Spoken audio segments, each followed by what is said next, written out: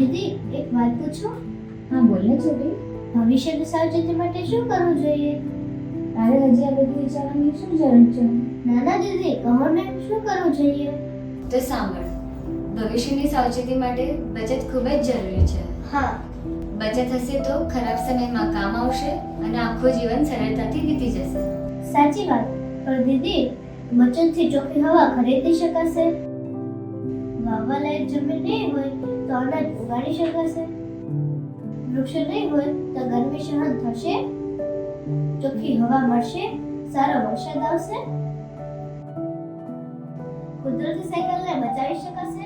ના છૂટી ના. આ બધા વગર આપણું જીવન બચી શકશે? ના.